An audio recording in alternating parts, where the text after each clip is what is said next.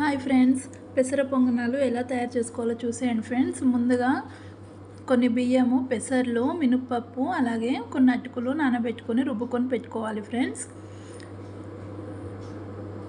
ఇప్పుడు ఆ కొంచెం పిండిలో ఆనియన్స్ని కట్ చేసి వేసుకోవాలి, కరివేపాకు కట్ చేసి వేసుకోవాలి, కొద్దిగా కొత్తిమీరని కట్ చేసి వేసుకోవాలి, కొద్దిగా జీలకర్ర వేసుకోవాలి, రుచికి సరిపడా సాల్ట్ వేసుకోవాలి, కొద్దిగా అల్లం వెల్లుల్లి పేస్ట్ వేసుకోవాలి, కొంచెం పసుపు వేసుకోవాలి, కొద్దిగా ధనియా పౌడర్ వేసుకోవాలి, కొంచెం గరం మసాలా వేసుకోవాలి. వేసుకొని కలుపుకోవాలి ఫ్రెండ్స్. స్పైసీనెస్కి తగ్గట్టుగా కారం వేసుకొని కలిపేసుకోవాలి. కొన్ని వాటర్ వేసుకొని కలిపేసుకోవాలి ఫ్రెండ్స్. చూడండి, పిండి ఇలా కలుపుకొని పెట్టుకోవాలి. ఇప్పుడు స్టవ్ ఆన్ చేసుకొని పొంగనాల పీట పెట్టుకోవాలి. కొద్దిగా ఆయిల్ వేసుకోవాలి ఫ్రెండ్స్. ఆయిల్ మొత్తం అప్లై చేసుకోవాలి.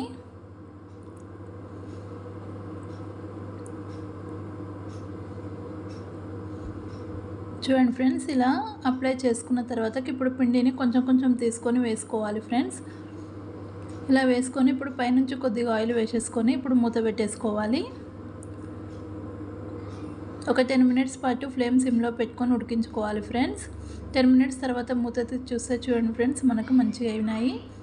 ఇప్పుడు టర్న్ చేసుకోవాలి ఫ్రెండ్స్.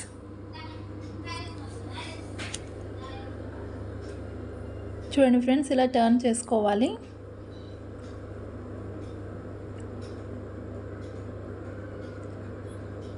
అన్నీ టర్న్ చేసుకోవాలి ఫ్రెండ్స్.